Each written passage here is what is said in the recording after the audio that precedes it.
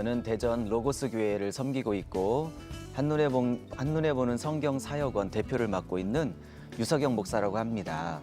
제가 강의하는 목표는 성경이 얼마나 재밌고 신비한지 또 성경이 얼마나 아름다운 하나님의 말씀인지 함께 나누면서 이 방송을 보는 모든 시청자분들이 제 강의가 끝나면 성경을 좀 읽고 싶으시고 배우고 싶으시고 성경에 좀 더 몰입하고 싶은 그런 감동을 드리는 게 이 제 강의의 목표입니다. 여러분 이런 질문으로 한번 강의를 해보려고 해요. 성경 많이 읽으셨죠? 네. 얼마나 읽으셨어요? 제가 질문을 좀 드려볼게요. 성경을 읽으시면서 어떤 느낌이 드시는지 모르겠어요. 1번. 볼 때마다 재밌고 신비롭고 황홀하고 행복하다. 1번.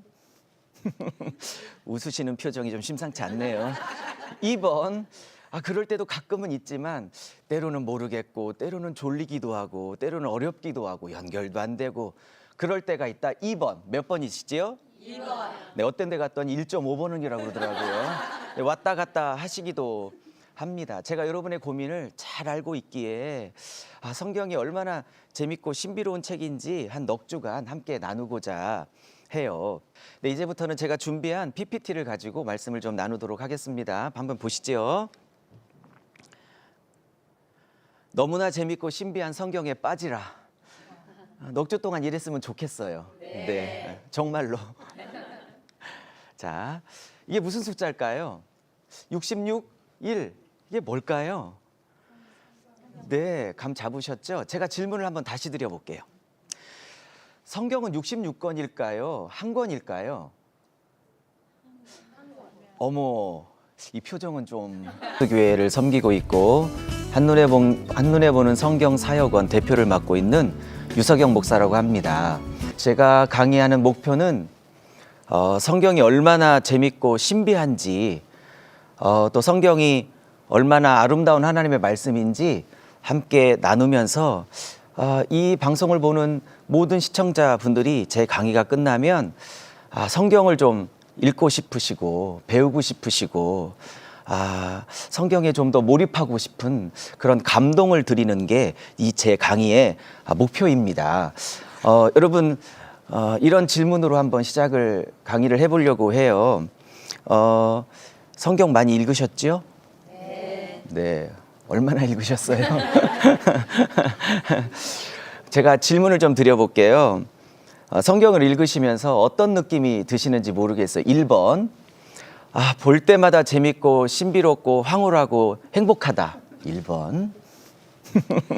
웃으시는 표정이 좀 심상치 않네요. 2번. 그럴 때도 가끔은 있지만 때로는 모르겠고 때로는 졸리기도 하고 때로는 어렵기도 하고 연결도 안 되고 그럴 때가 있다. 2번. 몇 번이시지요? 2번. 네, 어떤 데 갔더니 1.5번은이라고 그러더라고요. 네, 왔다 갔다 하시기도 합니다. 제가 여러분의 고민을 잘 알고 있기에 성경이 얼마나 재밌고 신비로운 책인지 한 넉 주간 함께 나누고자 해요. 네, 이제부터는 제가 준비한 PPT를 가지고 말씀을 좀 나누도록 하겠습니다. 한번 보시죠. 너무나 재밌고 신비한 성경에 빠지라. 넉 주 동안 이랬으면 좋겠어요. 네, 정말로. 자, 이게 무슨 숫자일까요?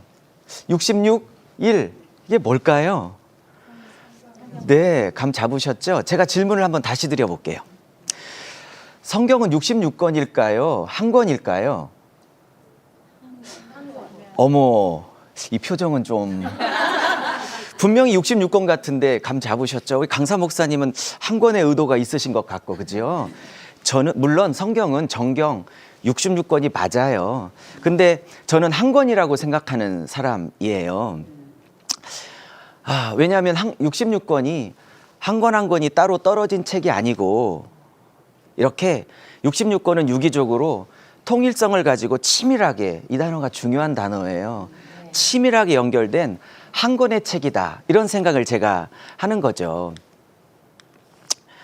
자, 무슨 얘기냐면 좀 말씀을 드려볼게요. 여러분 혹시 한 1년 전쯤 TV 드라마에서 나왔던 태양의 후예라는 드라마를 혹시 보신 적 있으세요? 네. 어머, 보셨군요. 거기 혹시 송송 커플 보셨나요? 네, 못 보신 분도 계시네요. 기도만 하시나 보죠. 거기 송중기, 송혜교 커플 제가 참 좋아했는데 제가 그거 보면서 그 둘이 좀 잘 됐으면 좋겠다. 근데 진짜 잘 됐어요. 최근에 결혼했죠. 이 태양의 후예라는 프로그램도 그랬고 예전에 대장금이라는 프로그램도 그랬고 이렇게 한 드라마를 쓸 때 시나리오 작가들이 어떻게 쓰는 줄 아세요? 이렇게 쓰지는 않을 것 같아요. 예를 들어 일부 써놓고 방영을 하고 또 국민의 반응을 받다가 또 부랴부랴 2부 쓰고 또 부랴부랴 또 반응 보고 3부 쓰고 그렇게 쓰진 않겠죠. 그죠? 예를 들어 대장금이 몇 부까지 했는지 기억은 안 나지만 66부라고 한다면 그 시나리오 작가는 분명히 제 예상이 맞다면 1편을 쓰고 66편을 마무리할 때 이미 66부 어떻게 끝날 것인지가 다 머리에 있어서 1부를 시작하지 않을까요? 그죠? 혹시 보신 분 기억나실지 모르지만 66부의 남자 주인공인 지진이와 여자 주인공인 산소 같은 여자 이영애가 해피엔딩으로 잘 아름답게 사는 마무리로 끝나고 있죠. 여러분 그래요. 한 편의 드라마, 한 편의 영화도 어떻게 마무리를 엔딩을 할 것인가를 이미 그 작가는 머리에 완벽하게 구상을 해놓고 첫 스타트를 시작하는 거예요. 하물며 한 편의 드라마도 그럴진데 진리인 성경을 쓰실 때 성령께서 창세기를 시작할 때 계시록에서 어떻게 이 스토리를 마무리할 건지를 모르고 쓰셨을까요?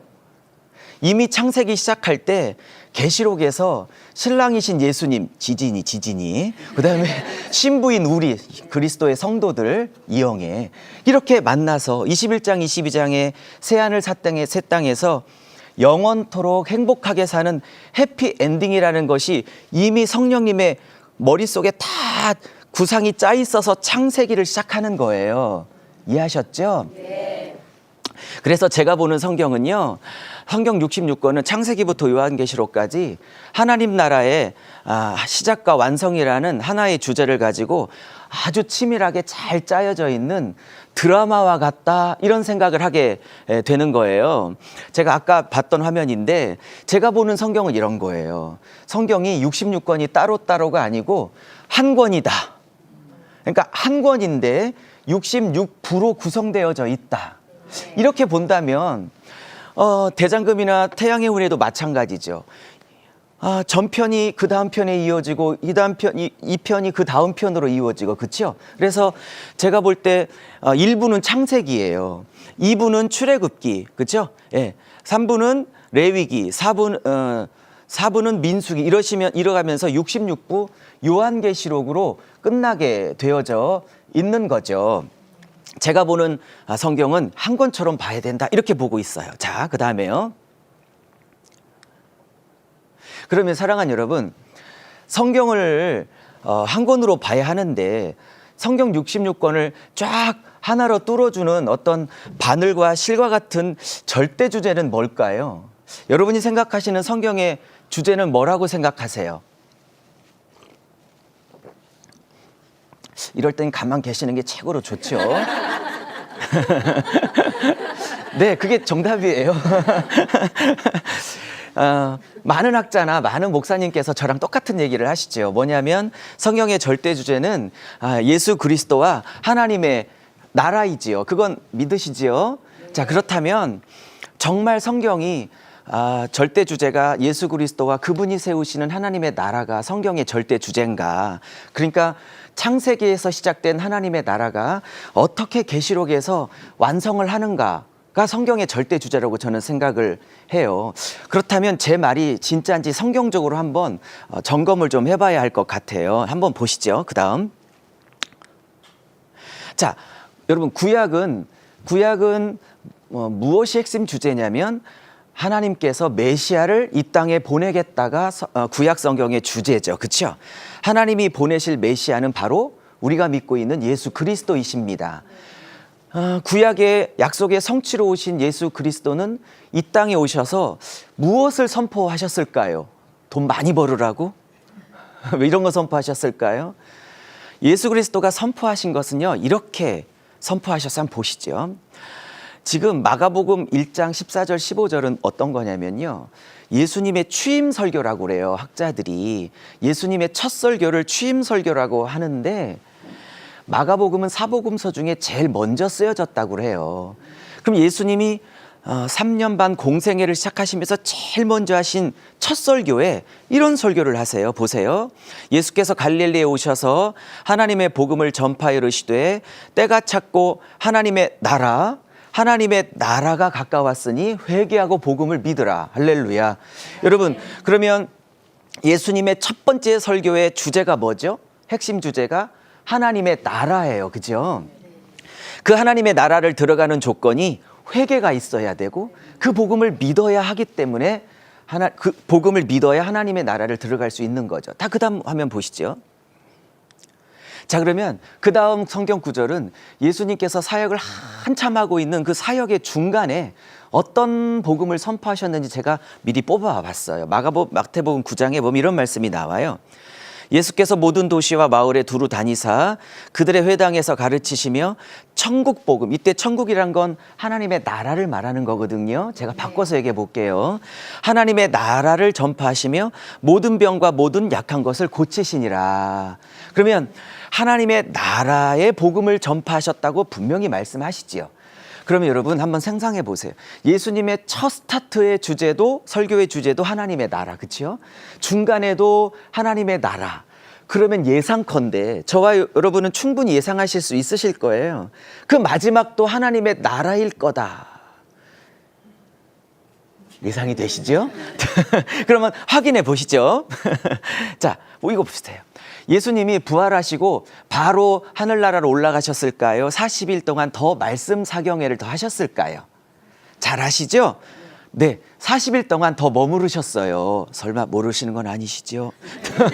40일 동안 더 이 땅에 머무르셨는데 그 40일 말씀 사경회의 주제가 바로 이거였어요.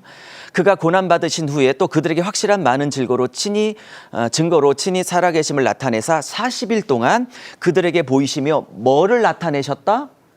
하나님의 나라의 일을 말씀하시더라. 할렐루야. 자, 그럼 여러분 보십시오. 예수님의 처음 사역의 주제, 중간 주제, 그리고 승천하시기 전 40일 제자들에게 마지막 말씀 부흥회를 하시는 주제 다 하나님의 나라였던 거죠. 그죠? 그럼 예수님은 이 땅에 하나님의 나라를 세우러 오신 하나님 나라의 왕이신 거죠. 그러면 여러분과 저도 이 땅에 나만 잘 먹고 잘 살려고 태어난 존재가 아니라 예수님과 함께 그분의 동역자가 돼서 이 땅에 하나님의 나라를 세워야 하는 동역자로 부르신 거죠. 아멘 안 하셔도 그래요. 자, 그러면 이 사역을 이어받은 예수님의 사도들은 예수님과 다른 복음을 선포했을지 같은 것을 선포했는지 확인해 보시자고요. 자, 그러면 이 사도행전 8장은 7 안수 집사님 중에 한 분이신 빌립 안수 집사님이 사마리아 성에서 굉장한 부흥을 일으키셨을 때 설교했던 주제를 말하고 있거든요. 그러면 예수님의 사역을 이어받았던 빌립 집사님은 뭐를 선포했는지 한번 보시자고요. 8장 12절에 빌립이 하나님의 나라와 예수 그리스도의 이름에 관하여 전도했다 이렇게 나오죠. 어허, 지금 빌립 안수 집사님도 하나님의 나라를 전하고 있네요. 그죠? 그리고 오늘 강사로 온 유석영 목사도 지금 하나님의 나라를 넉 주 동안 전하려고 하고 있는 거거든요. 그렇죠? 자, 그러면 사도행전 마지막 장 마지막 절 사도 바울 목사님은 감옥에 2년 동안 갇혀 있으면서 그는 찾아오는 사람들에게 어떤 복음을 전했을지 한번 살펴보시자고요. 자, 이건 사도행전 28장 30절 31절은 가장 마지막 장 마지막 절이에요. 한번 읽어볼게요. 제가 바울이 온 이태를 2년 동안 자기 셋집에 머물며 자기에게 오는 모든 사람을 다 영접하고 그 다음에 제가 글씨를 키웠죠. 하나님의 나라를 전파하여 주 예수 그리스도에 관한 모든 것을 담대하게 거침없이 가르치시더라. 할렐루야. 여러분 정리해봐요. 그러면 예수님의 처음 중간 끝 이어받은 빌립, 바울 목사님 다 하나님의 나라, 그 중심에는 예수가 세울 하나님의 나라. 이것을 전파했다면 성경의 절대 주제는 역시 예수가 세울 하나님의 나라입니다. 아멘. 근데 제가 여기다가 기록은 못했지만 계시록의 주제도 하나님 나라의 완성이 계시록의 주제예요. 자, 그 다음 화면 보시죠. 그렇다면 제가 구약의 구조를 이렇게 한번 미리 짜왔는데 우리는 보통 구약 39권을 이렇게 배우셨어요. 어떻게 배우셨냐면 모세오경, 역사서, 시가서, 선지서 이렇게 이렇게 가르쳤잖아요. 물론 저도 그렇게 배웠는데요. 이게 좀 어렵고 잘 안 외워져요. 근데 이 39권이 하나님 나라가 절대 주제고 그것이 39권을 꿰뚫는 바늘과 실이라면 이것도 모세오경, 역사서, 시가서, 선지서 이렇게 딱딱하게 외우지 말고 제 용어로 한번 풀어봤던 거예요. 그러면 모세오경 5개는 뭐냐? 이런 거예요. 따라해 보세요. 하나님 나라의 설계도. 무슨 얘기냐? 이 모세오경 5개는 하나님이 내가 나의 나라를 세우면 이런 나라로 세우고 싶어. 내가 꿈꾸는 나라는 이런 나라야. 라고 하나님의 설계를 딱 말씀하신 거예요. 근데 역사서는 뭐냐? 여호수아부터 에스더까지 12권의 역사서는 뭐냐? 하나님이 꿈꾸신 그 설계대대로 이스라엘의 나라가 그렇게 설계대대로 진행이 됐냐 안 됐냐에 관한 거예요. 이렇게 보니까 재밌지 않아요. 그죠? 네, 재밌다고 해주세요. 네. 자, 그러면 시가서는 제가 조금 이따 설명드릴 거고 선지서부터 볼게요. 이것은 17권의 선지서인데요. 선지서도 이렇게 외우지 말고요. 이렇게 보시자고요. 하나님이 꿈꾸신 그 설계도인 5권에 나타난 그 나라가 그대로 꿈꾸신 설계한 대로 그대로 나타났는지 아니면 부실 공사를 했는지를 16명의 선지자들이 17권을 통해서 평가를 하는 평가서로 보시면 쉽잖아요. 그렇죠? 네. 여러분도 여기 우리 CTS 건물이 처음에 설계를 할 때 분명히 설계도가 있었고 이 건물이 다 지어지면 아마 분명히 감리사들이 와서 설계대대로 지었는지 감리를 해서 그대로 지어졌으면 준공검사를 내줬고 아니면 다시 지라고 했을 거예요. 근데 하나님 나라 설계대대로 지었나 안 지었나 나중에 16분의 선지자들이 평가를 해보니 전혀 부실공사였던 거예요.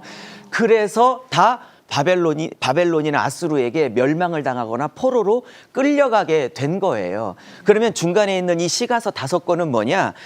내가 꿈꾸는 나라로 세워지면 그 나라의 백성은 이렇게 살게 될 것이라는 정체성과 사명에 관한 말씀이 5권이에요. 그러니까 내가 꿈꾸는 나라의 백성들은 시편, 찬양과 감사하는 백성이에요. 그렇죠?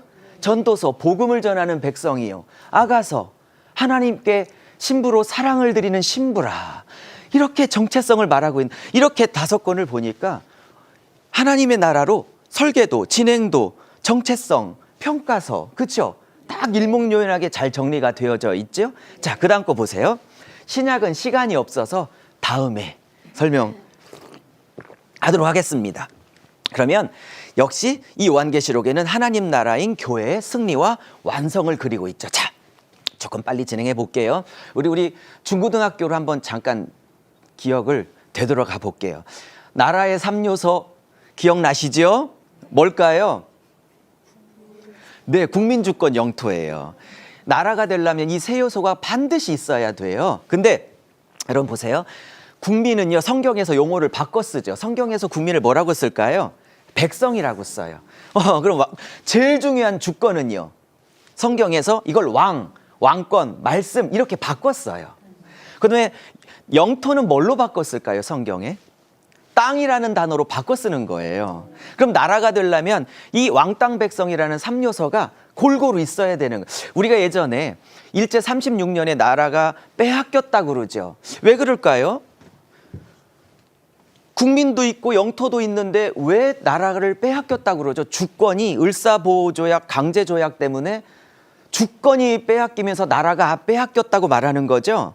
그러면 나라가 서려면 이 3요소 중에 다 중요하지만 그 땅의 백성이 왕의 주권, 우리로 말하면 왕이신 하나님의 말씀을 존중하고 사랑하고 순종하면 이 나라는 설 것이요. 이 나라가 어떻게 무너지냐면 그 땅에 사는 백성이 왕이신 하나님의 말씀을 우습게 여기고 불순종하면 이 나라는 무너지게 될 거예요. 그래서 아담과 하와가 에덴 동산의 백성이었는데 하나님의 말씀을 지키고 있을 때는 이 나라가 온전했지만 하나님의 말씀을 어길 때, 즉 선악과 금령을 어겼을 때는 이 나라가 무너지게 되는 거예요. 저와 여러분도 마찬가지예요. 우리도 하나님의 나라 안에 살고 있어요. 그렇죠? 이 나라가 온전해지려면 그 땅의 백성인 우리가 왕이신 하나님의 말씀을 온전하게 순종하고 살 때 그 나라가 설 수 있는 거예요. 할렐루야. 아멘. 자, 또 진행해 볼게요. 자, 그러면 하나님의 나라 왕땅 백성, 이게 핵심이죠. 그렇죠? 이 왕땅 백성이라는 이 개념을 가지고 제가 창세기부터 레위기, 민수기, 신명기, 여호수아까지 이번 주와 다음 주까지 강의를 하고자 해요. 얼마 전에도 저희 대전에서 많은 목사님하고 제가 레위기 세미나를 이틀이나 했는데 이 레위기만 해도 최소 이틀, 3일을 공부해야 될 분량이, 그렇지만 이 짧은 시간 안에 하나님 나라 중심으로 이 6권을 큰 틀 안에서 맥을 한번 쫙 이어가서 제가 서론에서 강의했던 것처럼 정말 성경 66권이 한 권 한 권이 따로따로가 아니라 진짜 한 권인지 그거를 다 보여드리고 싶은데 시간이 없으니까 이번 주 다음 주 6권만 딱 가지고 어머 6권이 아니고 한 권이네, 이렇게 다음 주에 여러분에게 제가 항복을 받아낼 거예요. 제가 다음 달에 책이 한 권 나오는데 이렇게 전체를 이렇게 썼어요. 그중에 이제 앞부분만 제가 강의를 하고자 해요. 자, 창세기는 하나님 나라의 시작입니다. 하나님 나라의 시작. 그리고 출애굽기는 하나님 나라 백성 만들기입니다. 레위기는 만들어진 백성에게 하나님이 거룩하라 요구하시는 겁니다. 그리고 민수기는 그 백성에게 거룩이 나오지 않기 때문에 그 백성을 거룩하게 하시는 광야 훈련 38년 혹은 40년 광야 훈련 기간입니다. 그 훈련의 내용은 군사로 만드는 것입니다. 그리고 신명기는 모세가 이제 요단강을 건너가기 전에 이스라엘 백성과 함께 한 3개월 모압 평지라는 곳에서 머물게 되거든요. 그때 죽기 전에 3번의 유언 설교를 하는데 그거를 잘 묶어놓은 것이 신명기예요. 잘 안 보이세요? 제가 좀 물러설게요. 이 신명기에 보면 신명기의 주제는 하나님의 왕권, 하나님의 말씀이 주제입니다. 그리고 여호수아는 이제 모세가 죽고 여호수아가 이제 그 지도권을 받아 하나님의 땅인 가나안 땅을 정복하여 세상 나라, 바알 나라, 아세라의 나라를 다 무너뜨리고 그 땅에 거룩한 하나님의 나라를 세우는 장면이 바로 여호수아서입니다. 그러니 우리는 창출, 레민신, 여호수아 이렇게 따로따로 볼 게 아니라 하나님 나라가 시작됐다. 근데 그 나라의 백성을 먼저 구원해야 된다. 구원한 백성에게 거룩을 요구하신다. 근데 그 거룩이 하루아침에 안 나오니까 40년 광야 생활을 통해서 훈련하신다. 근데 그 훈련의 목적은 군대다. 이게 왜 군대인지 궁금하시죠? 다음 주 기대하시라. 그러면 다음 주에 설명할 텐데 왜 군대인지 설명할게요. 왜 군대를 훈련하시냐면 가나안 땅의 바알 문화, 아세라 문화, 세상 문화, 요즘으로 따르면 사탄 문화 박살내고 거룩한 하나님의 예수 나라 세워야 될 사람들이기에 이 훈련은 군대 훈련인 거예요. 복음의 군대, 말씀의 군대, 하나님 나라의 군대. 근데 여러분, 이 군대는 이 땅을 정복하려면 이 바알과 아세라라는 가나안 문화, 세상 나라를 박살내려면 무기도 필요하겠죠. 그러면 무기를 어디서 들려주냐면 신명기의 말씀을 통해서 말씀의 검, 복음의 검, 성령의 검을 들고 아세라와 바알의 목을 치러 가게 되는 거예요. 그러면 여러분, 제가 보통 모세오경까지 강의하잖아요. 근데 제가 왜 여호수아까지 6권까지 들고 오는지 아세요? 이렇게 보니까 하나님 나라 3요소가 완성되려면 왕, 땅, 백성이 완성돼야 되잖아요. 근데 출애굽기, 레위기, 민수기까지 해서는 백성이 만들어졌어요. 그리고 왕권은 신명기에서 이렇게 선포하셨어요. 그죠? 왕권을 내 말씀으로 통치하겠다. 근데 왕 백성이 됐는데 지금 뭐가 비어 있어요? 땅이 비어 있죠. 그러면 땅까지 한 세트가 깔끔하게 완성이 되려면 모세오경까지 제가 강의를 해야겠어요. 여호수아까지 강의를 해야 왕땅 백성이라는 3요소 한 세트가 딱 떨어지게 되겠어요. 그렇죠? 네. 시간이 다 됐네요. 이렇게 시간이 금방 갔네요, 여러분. 재밌으셨죠? 네. 다음 주에는요, 제가 PPT를 더 준비해 왔는데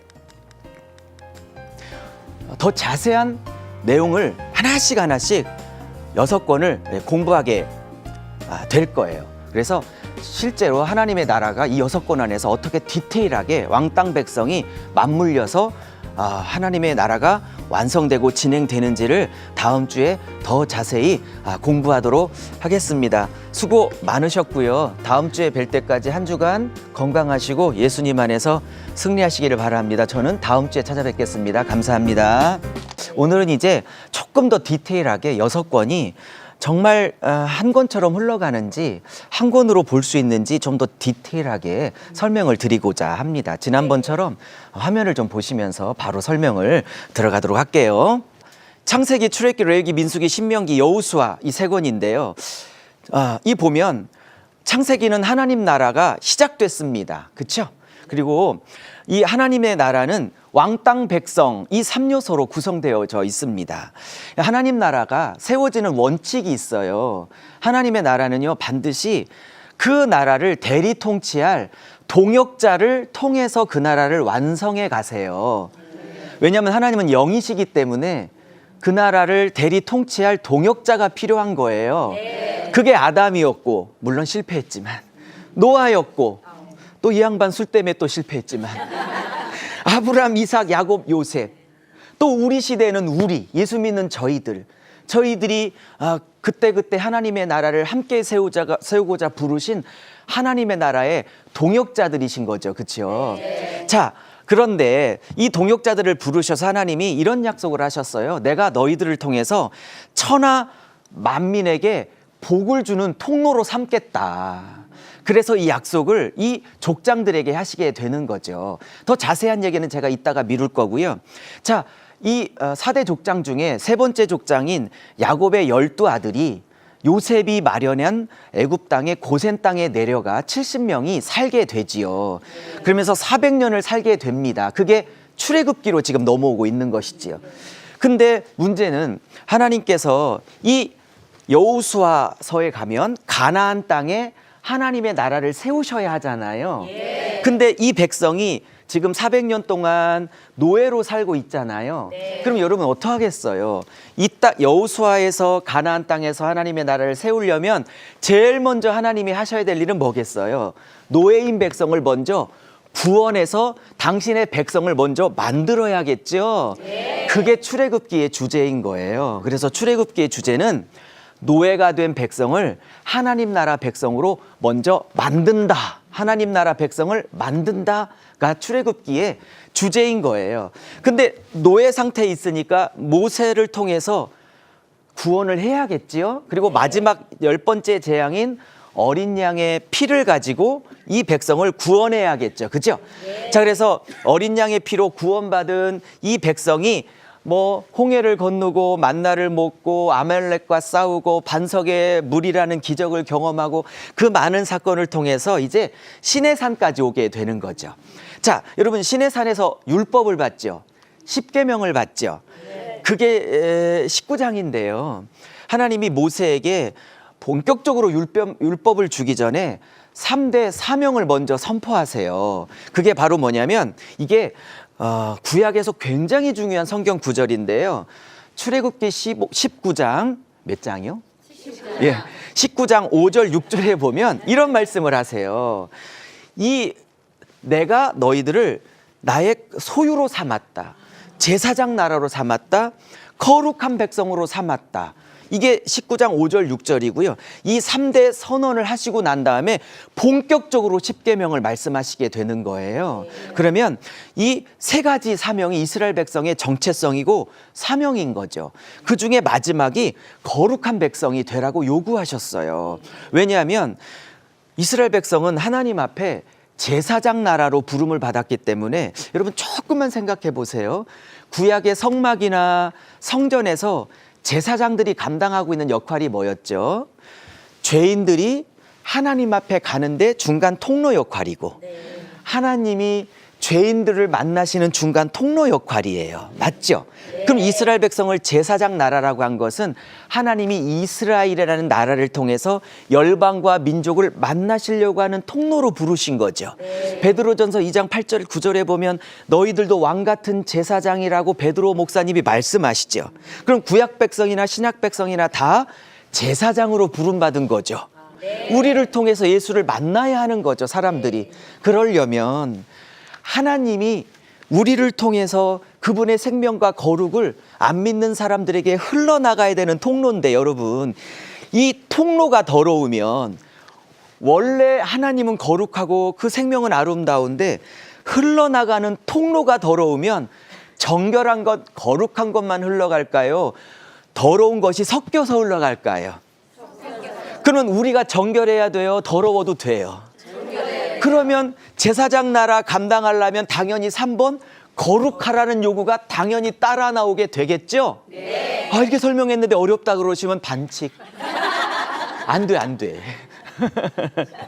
쉽죠? 네. 그러면 그 뒤에 나오는 막 십계명 막 이런 것들은 결국 거룩할 수 있는 방법을 제시한 거겠죠? 그러면 보세요. 그러면 여기에 거룩한 백성이라고 요구했다면 다음 책의 주제는 뭐겠어요? 어떻게 거룩할 수 있는가가 나오는 레위기가 다음 책에 나오는 게 당연하지 않겠어요, 그죠? 네. 이렇게 흘러가죠. 여러분, 미국 드라마는요, 그걸 미드라고 그래요, 미드. 미국 드라마는요, 하루 이틀씩 띄어서 봐도 괜찮아. 왜냐면 그날 스토리가 끝나. 근데 성경은요, 한드예요. 한국 드라마라고요. 무슨 얘기냐면 성경은 그날 너무 여러분 그렇죠. 왜 드라마에 빠지면 16편, 22편을 통째로 보냐면 너무 궁금해. 그 다음 말, 다음 시간에. 성경은 꼭 그래요. 이게 다 연결해서 66권이 한 권으로 흘러가게 되는 거거든요. 왜 레위기의 주제가 거룩이냐면 지금 모세를 통해서 구원하시고 3대 정체성 사명을 말씀하셨는데 그 마지막 사명과 정체성이 거룩해야 된다였어요. 그러면 거룩이 그냥 나오나요?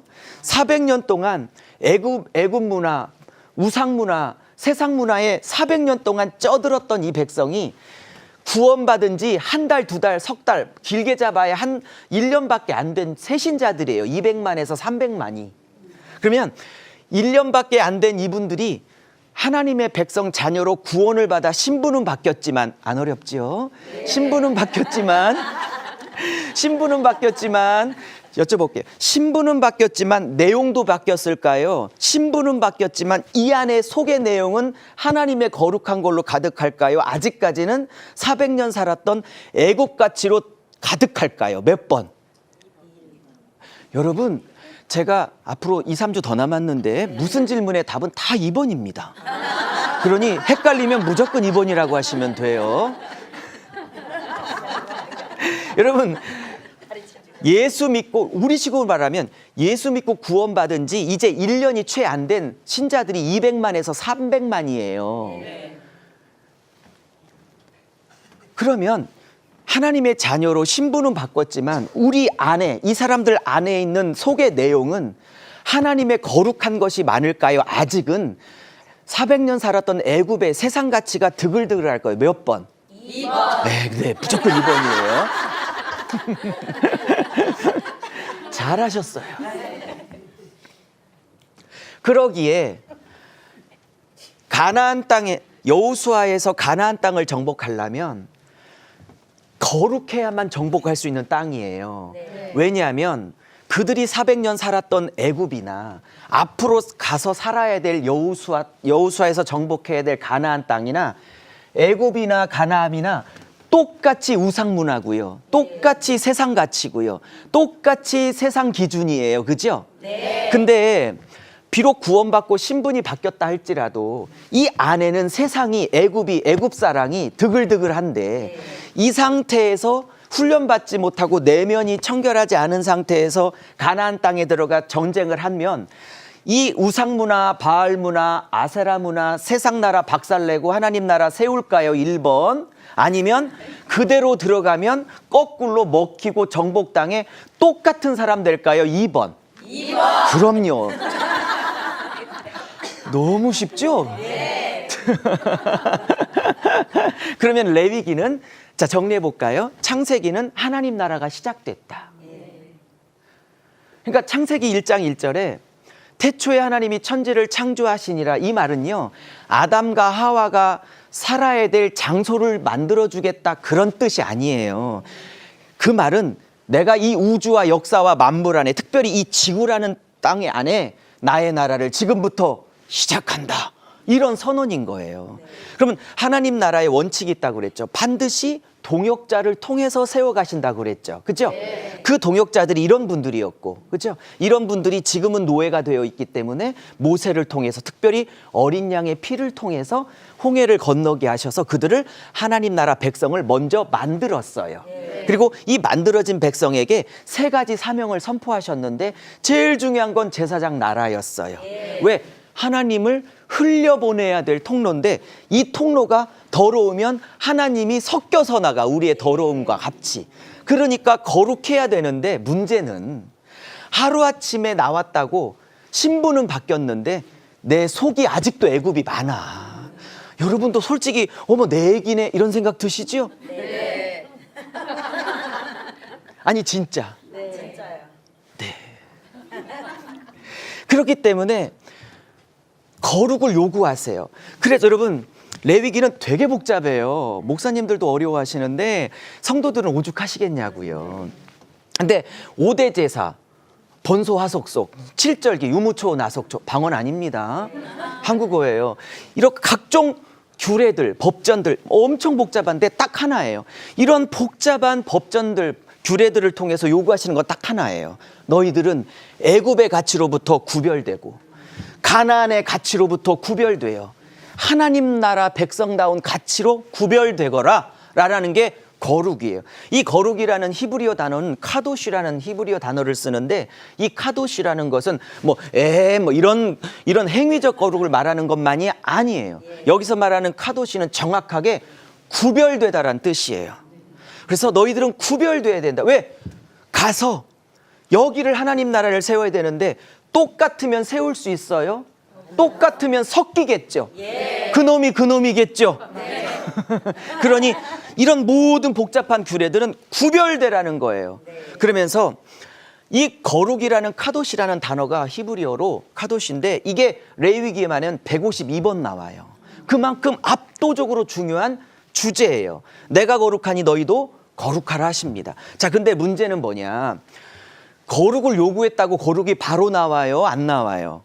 안 나오죠. 그러니 거룩을 만들어내려면 여러분 지금 물을 주셨는데 이 물 주시려면 여기에 뭔가 더러운 찌꺼기가 있고 벌레가 있으면 그냥 줄까요? 아니면 다 깨끗하게 먼저 드러내고 깨끗한 것에 거룩한 것을 부을까요?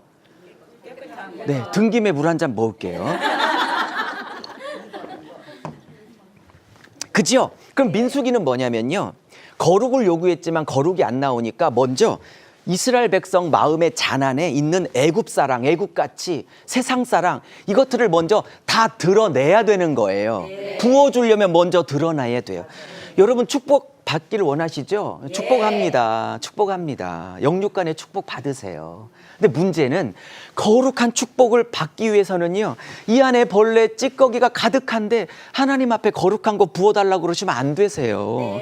먼저 하나님의 거룩한 것을 받을 수 있는 거룩을 먼저 준비하셔야 하는 거예요. 내면을 먼저 정결케 하시는 작업이 축복받는 일의 먼저인 거예요. 그래서 회개하셔야 되고 거룩을 쌓으셔야 되고 자를 십자가에 못 박으셔야 되고 표정 안 좋으시네. 회개하라고 그러니까. 자, 그러면 민수기 쪽은 어느 쪽이냐? 40년간 광야를 계속 뺑뺑뺑 훈련을 시키면서 하나를 하는 거예요. 세상 가치를 빼는 거예요. 이스라엘 백성이 맨날 모세에게 불평하죠. 뭐라고? 내가 애굽에 있을 때는 비록 노예였을지라도 고기 먹었다, 부추 먹었다, 파 먹었다, 양파 먹었다, 뭐 있지 또? 뭐 그렇게 해요. 그렇게 애굽 타령을 그렇게. 왜? 아직도 애굽이 그리운 거예요. 그래서 이 38년 훈련을 통해서 제가 정리를 했는데 옛 자아를 여기서 빼내는 거고요. 옛 성품을 빼내는 거고요. 내 힘, 내 자랑, 내 교만 다 빼는, 그리고 하나님만 의지하는 훈련을 40년간 해서 이 더러운 것들을 다 제거하는 거예요. 그러면 신명기는 뭐냐? 여러분, 제거하는 게 다예요? 아니면 채워야 돼요? 채워야 돼요. 옷을 벗는 게 다예요? 입어야 돼요? 입어야 돼요. 빼내는 게, 지겨우시죠? 빼내는 게 다예요? 다시 무장하는 거예요? 그럼요. 그러면 민수기 쪽은 주로 애굽 사랑, 옛가치, 옛성품을 40년의 훈련을 통해서 빼냈다면 그러면 신명기는 거룩한 것으로 채워야겠죠? 네. 아, 안 어려우시죠? 네. 연결되시죠? 네. 그러면 신명기는 딱 3개월 안에 3번의 말씀을 선포한 건데 핵심은 그거예요. 나의 말씀으로 무장하라. 나의 말씀으로 무장하라. 나의 말씀으로 무장하여 순종할 때 그 나라에서 복 받을 것이고 너희들이 가나안 땅에 들어가 불순종하면 화가 있을 것이라. 그러면서 마지막 말씀이 뭐냐면 순종하는 게 어렵지 않아. 이렇게 말씀하시면 뭐라고 하냐면 나를 사랑하면 순종이 되게 쉬울 거야. 나를 사랑함이 없으면 순종이 어려울 거야. 제 아내가 임신했을 때 새벽 2시에 뭐 사다 줘. 하나도 안 힘들었어요. 10년 살았는데 지금 새벽 2시에 뭘 사다 줘? 주여. 여러분, 사랑하면 쉽고 사랑이 없으면 어려운 거예요. 하나님 사랑하시나요? 자, 그러면 연결해 볼게요. 여기서는 빼냈어요. 세상 가치를. 여기서는 하나님의 거룩한 가치로 무장했어요. 그러면 성경의 말씀은 또 성령의 검이라고도 말씀하시죠. 신약 성경에. 그러면 민수기와 여호수아 사이에 신명기가 있다는 건 굉장히 기가 막힌 구도예요. 왜? 여호수아에 가서 가나안 땅에 가서 이 바알 문화, 아세라 문화, 세상 문화를 잘라내고 하나님 나라를 세워야 되는데 빼낸 것만 갖고는 안 되는 거야. 싸우려면 뭐가 있어야 되냐고요. 칼, 무기가 있어야 되죠. 그러니까 복음의 칼, 말씀의 칼, 거룩한 칼을 가진 군대가 여기서 무장을 해서 이 땅에 바알 문화에 아세라 문화의 목을 베고 하나님의 나라를 세우더라. 그랬더니 여기까지 하나님의 나라 세트가 한 세트가 완성이 된 거죠. 그죠? 그러면 모세 오경까지가 아니라 여호수아까지 강의를 해야 왕 땅 백성 3요소가 딱 떨어지게 되죠. 제가 만약에 신명기까지만 준비해 왔다면 왕 땅 백성 중에 뭐가 비고 있는 거예요? 당연히 땅이 비겠죠. 그죠? 근데 여호수아까지 땅이 딱 완성되니까 한 세트가 된 거죠. 그죠? 그래서 학자들이 이것을 육경이다 그렇게 말하는 거예요. 그러면 뭐 이번엔 할 기회가 없지만 사사기, 레위기, 룻기 이렇게 가면 사사기, 레위기, 룻기 가면 그러면 여러분 여기에 아름답게 끝났던 딱 완성됐던 이 하나님의 나라가 사사기부터 쭉 발전하고 성장하고 커나가면 얼마나 좋겠어요. 근데 잘 아시다시피 사사기에 들어가서 이 나라가 박살나죠.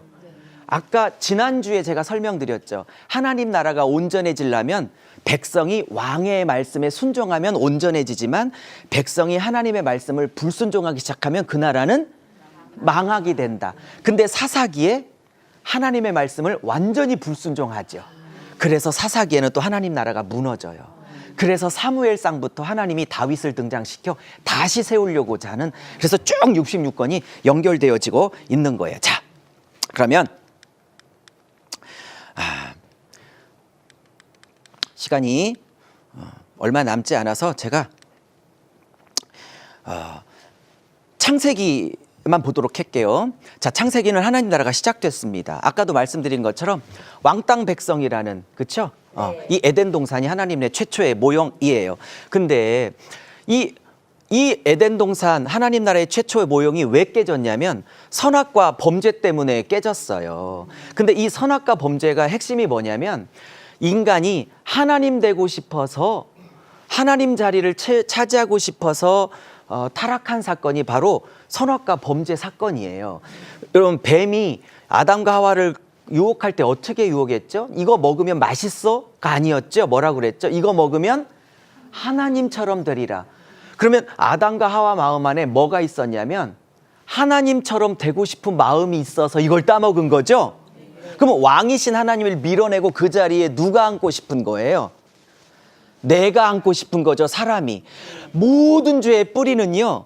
뭐 거짓말, 사기, 뭐 음란, 살인 이런 것보다도 모든 죄의 뿌리는 왕이신 하나님을 밀어내고 그 자리에 내가 왕 되고 싶은 게 인간 죄의 근본이라고 말하는 거예요.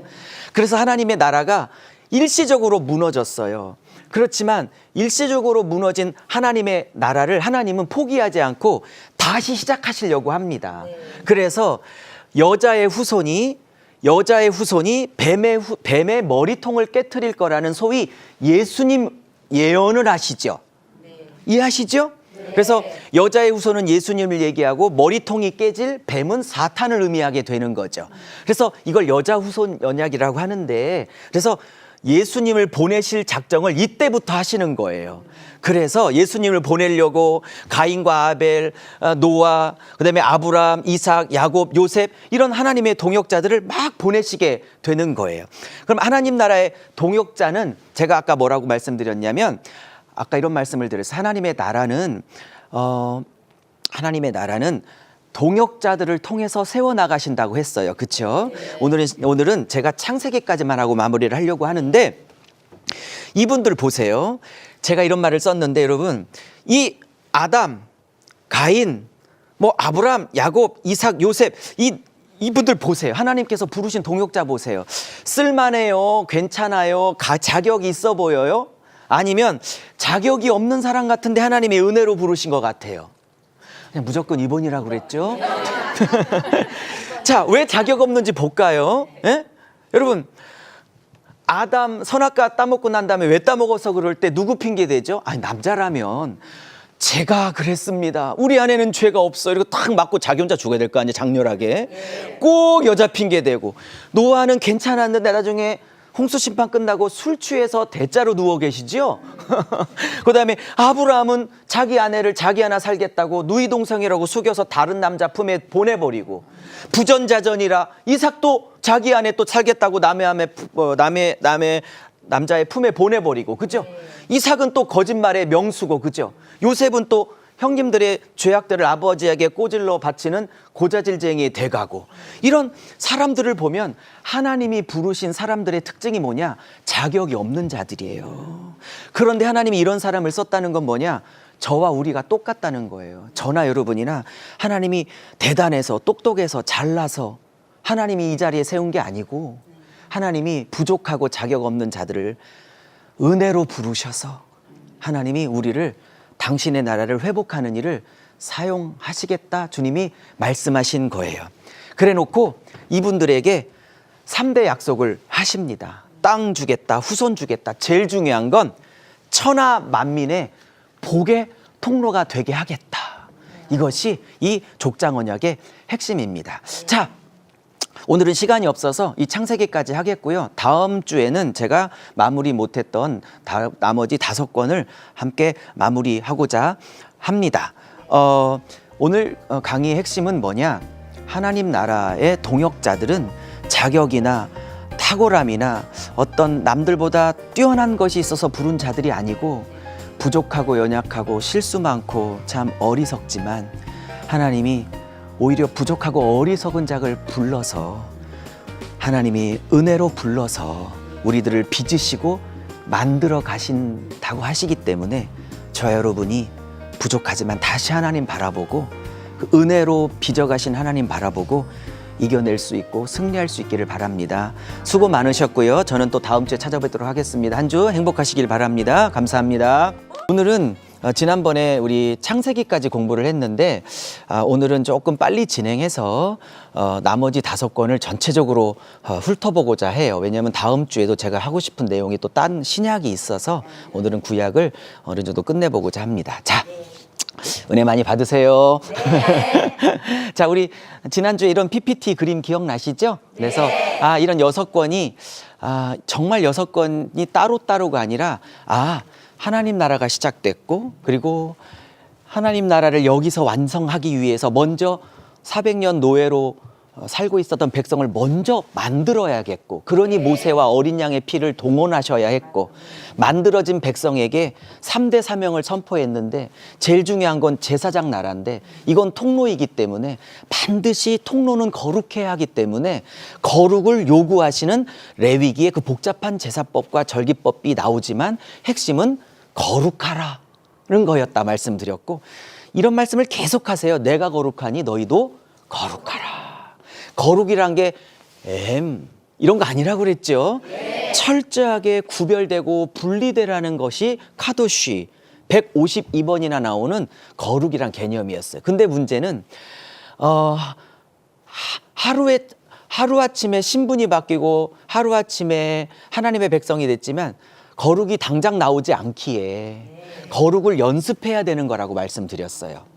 근데 제가 2주 동안 너무 할 게 많아서 빼트린 문장이 있었는데, 어떤 학자가 이런 얘기를 했어요. 제가 너무 은혜를 받았는데 이런 얘기를 했어요. 이스라엘 백성이 애굽을 빠져나오는 건 하루가 걸렸다. 맞죠? 어린 양의 피로. 근데 그 다음 말이 너무 멋져요. 이스라엘 백성 안에, 마음 안에 있는 애굽을 없애는 데는 40년이 걸렸다. 이걸 제가 했으면 얼마나 멋있었겠어요. 딴 학자가 했어. 그래서 이쪽은 빼내는 쪽이고, 옛 가치를 지난주에 배우셨죠? 빼내면 다예요. 채워야지, 무장해야지. 말씀에 칼을 들어야 바알 목을 베고 아세라 목을 베고, 그렇죠? 사탄의 목을 베서 하나님 나라를 세우죠. 그러니 여기는 빼내는 쪽이고, 그렇죠? 여러분도 지금 여기를 살고 계세요.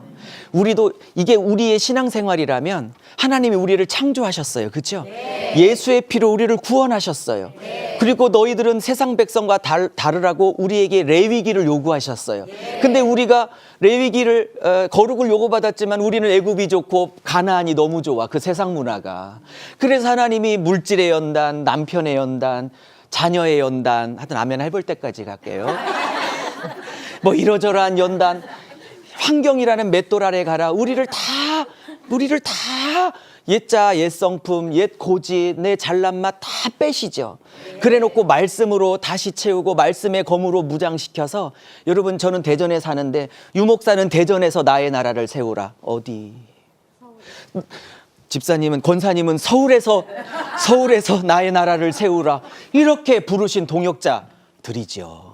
그러니까 이 6권도 우리의 신앙의 여정으로 보면 어느 단계로 살고 있는지 금방 알 수 있는 거죠. 제가 이런 얘기는 오늘 처음 해보네요. 지난주에는 생각이 안 나서 얘기를 못했어요. 바빠가지고. 자, 그러면 자, 우리는 지난번에 창세기까지 살펴봤습니다. 그렇죠? 자, 오늘은 그 다음 레위기를 출애굽기를 살펴보고자 합니다. 자, 그 전에 출애굽기 가기 전에 제가 4대 족장을 한번 이렇게 구성을 해봤어요. 여러분 아이아이오 아시죠? 아브라함, 이삭, 야곱, 요셉 이 4대 족장은 아시지요? 네. 근데 저는 어떤 게 취미냐면요. 남들은 이렇게 따로따로 조각으로 생각하는 것들을 하나로 다 연결시키는 게 제가 밥 먹고 하는 일이에요. 그게 너무 재밌어서 그걸 취미로 삼고 그걸 전념하고 있는 목사예요. 그래서 66권을 다 하나로 한 권으로. 그렇죠? 네 사람도 따로따로가 아니라 우리 집사님이 권사님이 구원받아서 어떻게 축복을 받고 그 축복을 받기 위해서 어떤 연단을 받고 그 연단이 끝나면 어떻게 사명을 감당하고 이렇게 저와 여러분의 구원부터 사명자가 되기까지 어떤 우리의 신앙의 4대 어떤 단계라고 풀어보면 이게 따로따로 얘기가 아니라 나의 4단계의 신앙의 여정을 보여줄 수도 있는 거죠. 자, 이 표정은 아셔서 아멘 하시는 건지 자, 설명을 좀 드려볼게요. 그러면 우리의 신앙에는요, 아브라함적 단계가 있어요. 물론 이렇게 꼭 기계적으로 구별한다는 건 조금 그렇지만 은혜로 보시면 제 설명이 은혜가 되실 거예요. 우리는요, 아브라함 단계가 있어요. 여러분, 아브라함은 뭐죠? 자격도 조건도 안 되는데 은혜로 선택한 거죠. 그렇죠? 여러분 남편들 계시죠? 여러분 남편이 조금 부족해 보여도요, 다 아브라함보단 나아요. 왜냐하면 여러분의 남편은요, 여러분 팔아서 돈을 번 적은 없어. 그럼요. 아브라함은 2번씩이나 팔아서 돈을 벌잖아. 너무 심각하게 받아들이시네. 여러분, 자, 우스갯소리를 한 건데요. 제가 여러분 자격이 없다는 것 때문에 제가 일부러 그 우스갯소리를 해본 거예요. 그러니까 자격이 없는 자를 은혜로 선택하셔서 구원하시고 내 자녀야. 그리고 내가 너에게 복을 주리라 약속을 하셨어요. 우리도 예수 믿고 처음에 이런 단계를 거치죠. 그죠?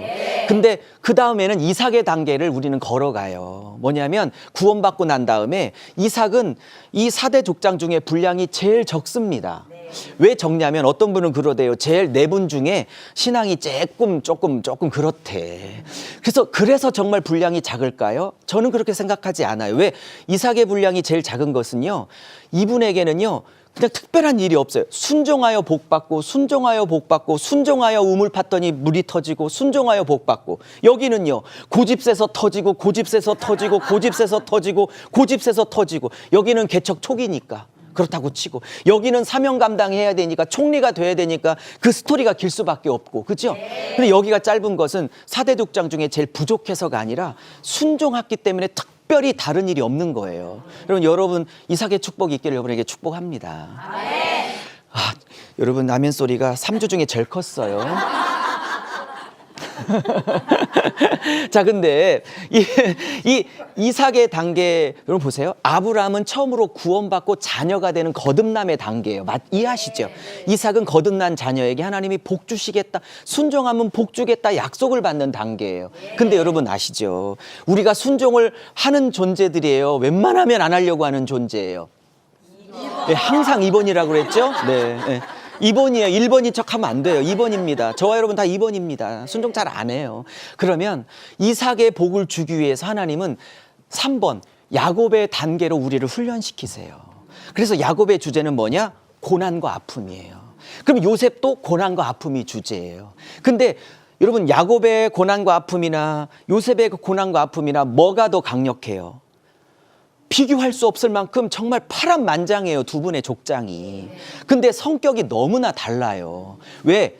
야곱의 고난과 아픔은, 요셉부터 설명을 드릴게요.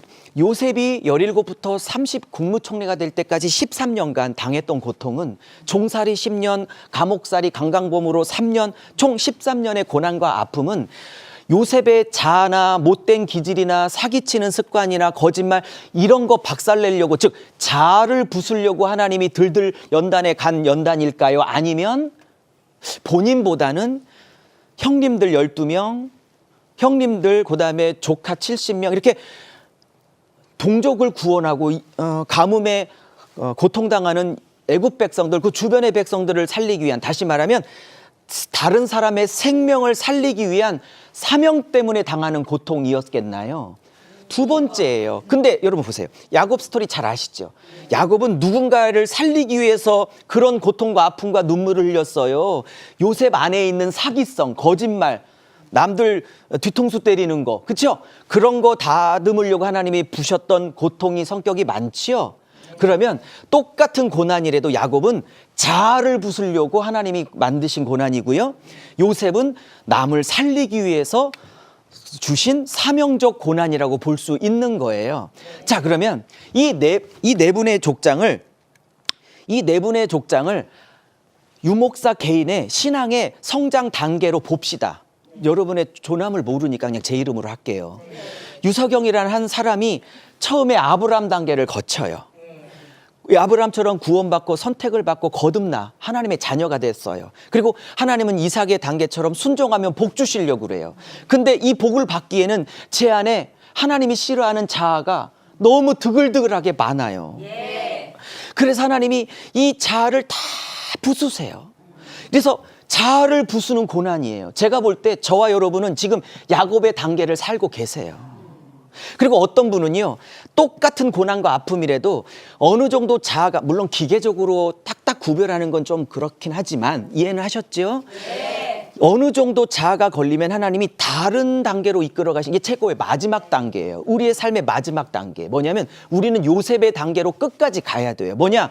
그때부터는 나를 부수기 위한 고난이기보다는 내가 죽어, 내가 손해보고, 내가 아파하고, 내가 눈물 흘린지언정, 내가 손해를 본지언정 나를 통해 누군가가 살아날 수만 있다면 그 길을 걸어가겠다고, 신약으로 말하면 십자가의 좁은 길을 걸어가겠다고, 그래서 남들이 살 수만 있다면 내가 그런 십자가의 좁은 길 걸어가 남의 생명을 살려보겠다고 그렇게 살아가는 사명적 단계를 요셉의 단계라고 하는 거예요.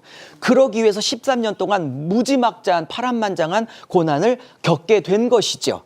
똑같은 정말 파란만장한 고난이고 삶이었다지라도 야곱은 자아를 갈아내기 위한 고난이었고 여기는 다른 사람을 살리기 위한 고난이었어요. 하나님이 우리를 아브람 단계로 거듭나게 하실 때는 여기를 만들고 싶은 거예요. 유목사도 여러분도 다 여기로 이 요셉의 삶을 살아가도록, 여러분을 통해서 누군가를 살리려고 하나님이 우리를 아브람처럼 최초에 거듭나게 하신 거라고요. 이렇게 보니까 이게 따로따로가 아니라 나의 신앙의 4단계처럼 흘러가네. 느껴지시지요? 네. 아니 진짜. 네. 진짜. 그럼 여쭤볼게요. 제가 이제 국내에서도 많은 목사님들 세미나하고 해외 선교사님들도 세미나하고 청년들도 캠프도 하고 하는데 제가 매일 물어봐요. 이거 할 때마다.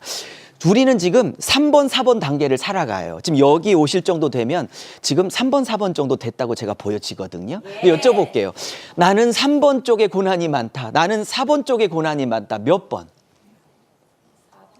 4번. 그런 분들은 아직 3번이야. 여러분, 저같이 젊은 목사는 아직 깨질 자가 많아서 3번의 고난이 많아 보이고요. 우리 누님들은 여기 권사님들은 인생을 많이 사시고 저보다는 많이 십자가에서 못 받고 갈리셨겠죠. 그렇군요. 과연 그래서 여러분은 제가 볼 때는 우리는 야곱의 고난과 요셉의 고난 그 사이를 함께 겸하여 받고 있는 게 맞아 보여요. 네. 자, 재밌지요? 네. 자, 이제 설명할 게 너무 많아서 자, 이제 저기로 가겠습니다. 출애굽기로. 자, 출애굽기입니다. 자, 출애굽기도 설명할 게 굉장히 많은데요. 출애굽기의 주제는 하나님 나라 백성 만들기라고 말씀을 드렸습니다. 제가 한 번에 띄워놓고 설명할게요. 자, 70명이 들어갔다가 민족으로 나왔죠. 맞죠? 왜냐하면 나올 때 장정만 60명이니까 아내와 자식들 따지면 학자들이 200만에서 300만까지 보는 거거든요. 아브라함에게 내가 너에게 후손 주고 민족 주겠다 하는 400년 전 약속을 이때 이루신 것이에요. 그러면서 400년 노예로 살게 되죠. 요셉을 모르는 애굽의 새 왕이 일어나 가혹한 노동을 시켜 이제 노예 생활이 시작됩니다. 이때 부르짖죠. 바로가 핍박하니까 부르짖죠. 제가 여기서 느끼는 게 있어요. 요셉을 모르는 새 애굽 왕이 와서 핍박을 시작하니까 기도하고 부르짖죠. 여기서 원리가 하나 있어요. 사람은 어렵고 힘들고 아파야 기도한다는 거예요. 그죠? 그래서 기도하라고 이렇게 아픔이 있으셨던 거예요, 인생에. 너무 가면하시네.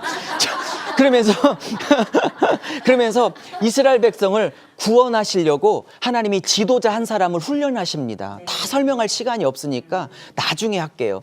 80년을 훈련하세요. 80년을. 그래 놓고 모세를 통해서 10가지 재앙을 내리셔서 바로의 고집을 꺾어내십니다. 피게이파, 돌종, 우메 흑장. 10가지 재앙이에요. 마지막 재앙, 장자 재앙을 통해서 어린 양의 피를 바른 이스라엘 백성의 장자들만 살아남고 모든 애굽의 장자들은 가축까지 다 죽게 되죠. 그걸 통해서 이스라엘 바로가 항복을 하고 빨리 나가 그러지요. 그러면서 나갈 때 400년 동안 못 받았던 월급을 한꺼번에 받아 나와요. 이때 성경에 보면. 그래서 홍해를 건너서 이게 홍해 건너는 게 출애굽기 14장이고요. 그다음에 미리암이 막 소고를 치고 탬버리를 치고 하나님께 노래하죠. 그게 15장이고요. 만나가 하늘에서 내려오는 첫 사건이 16장이고요. 반석에서 물이 터지는 것이 17장. 아말렉과 싸우는 게 출애굽기 18장. 이드로가 와서 장인이 와서 네가 너무 힘이 드니까 좀 일을 좀 나눠서 해라. 천부장 백부장 이렇게 일을 분담시켜 주는 게 18장. 요까지가 시내산 오기 전까지예요. 이 사건도 다 영적인 의미가 있어요. 왜냐하면 이 사도 바울이 뭐라고 그랬냐면 이렇게 말해요. 고린도전서 10장에 모세가 이스라엘 백성과 함께 홍해를 건너오는 사건을 모세에게 속하여 그들이 바다에서 세례를 받고 세례란 건 뭐예요? 예수와 함께 죽고 살아나는 걸 세례라고 하죠. 신약에서.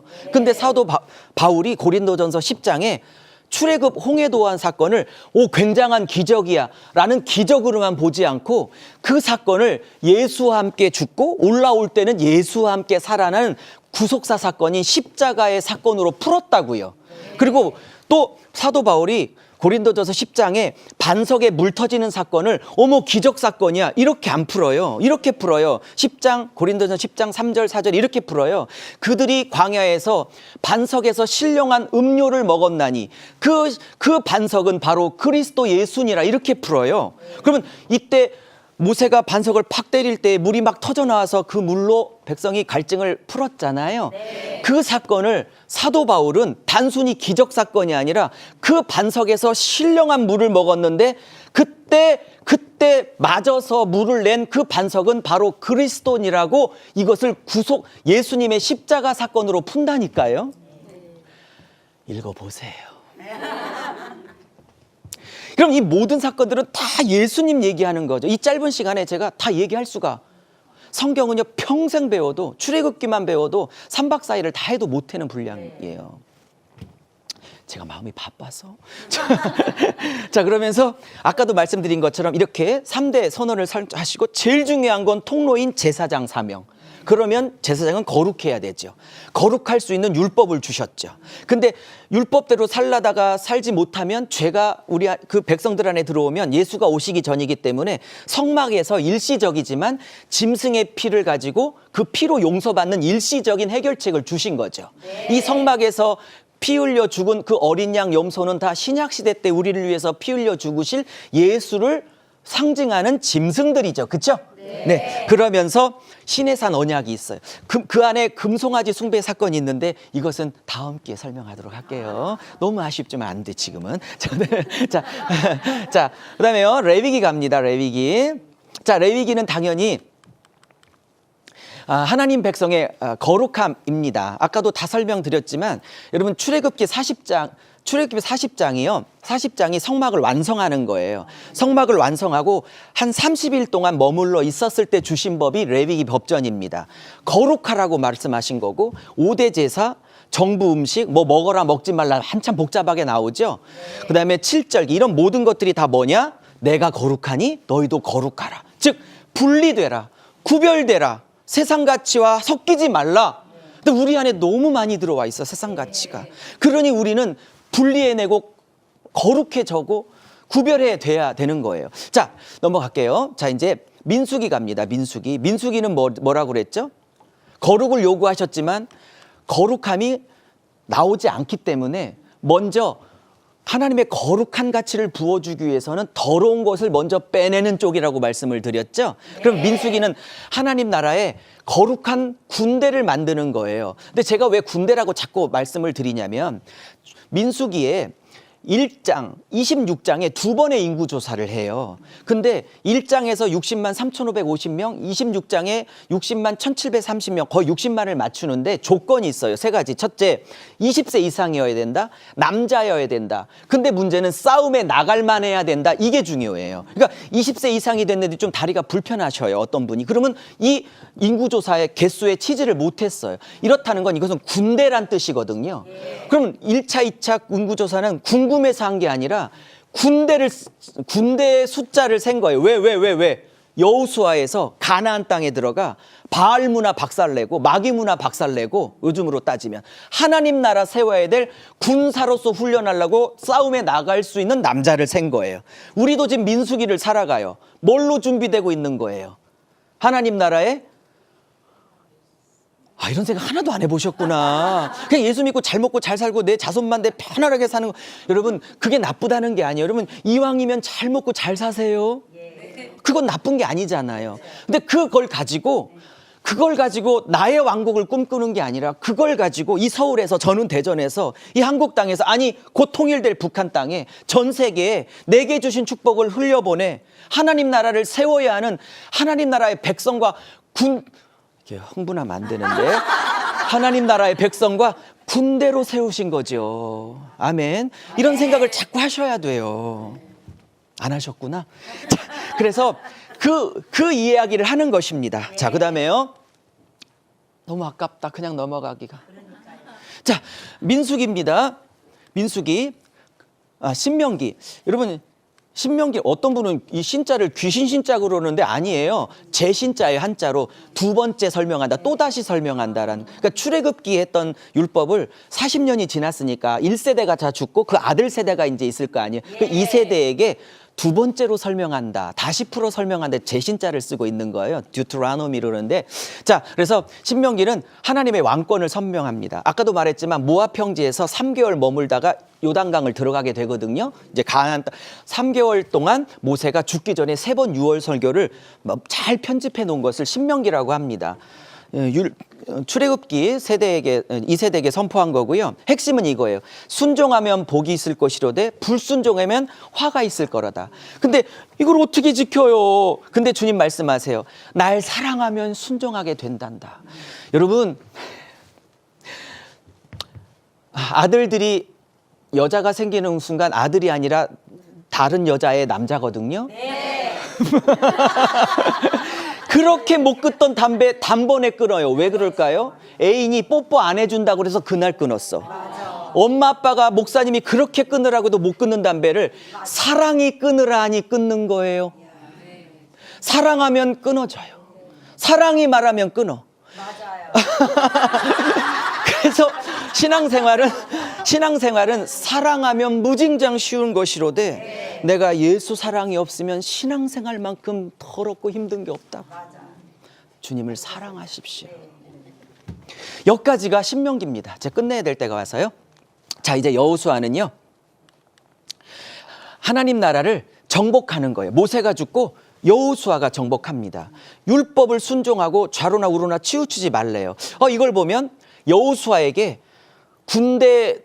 군사적 능력을 요구한 게 아니라 말씀을 순종하면 내가 정복하겠다. 그 얘기를 하신 거죠. 네. 제일 유명한 사건은 바로 뭐냐? 제일 유명한 사건은 여리고성에서 대승하고 아이성에서 대패한 거예요.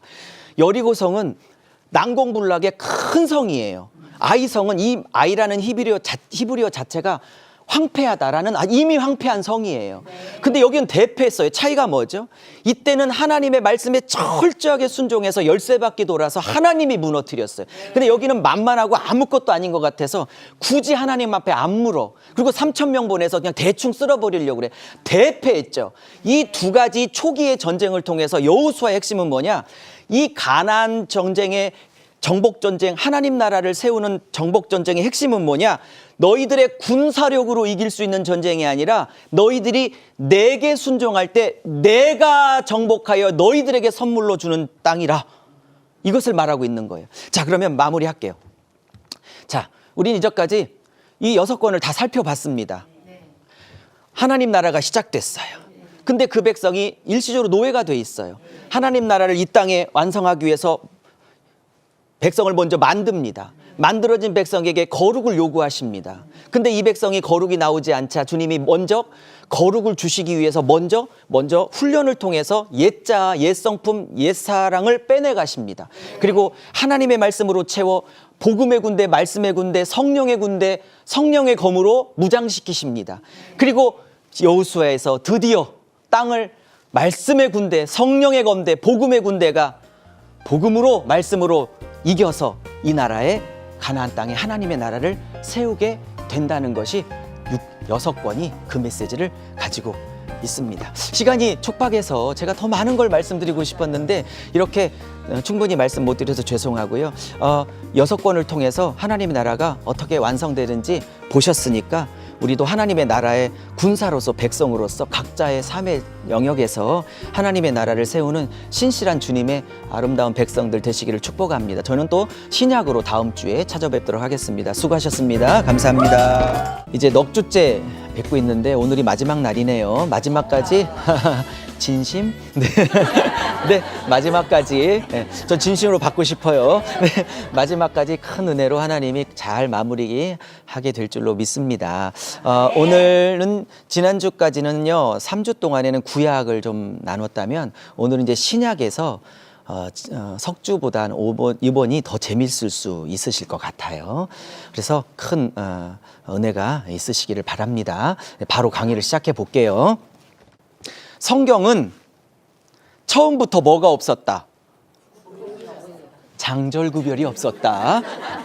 죄송해요. 제가 미리 띄울 걸. 제 잘못입니다. 자, 장절 구별이 없었다. 자, 여러분, 장절 구별은요, 언제 생긴 거냐면요, 이때 생겼어요. 한 12세기경에, 이런 분들이 장절 구별을 한 거예요. 그래서 12세기에서 한 15세기까지 장, 절, 구분이 생겨서 이런 최초의 장절 구분이 생긴 최초의 성경이 한 1550년경에 처음으로 나왔어요. 아까 여파가 지금도 있군요. 자, 근데 자, 여러분, 그러면 절 보세요. 자, 본격적으로 가볼게요.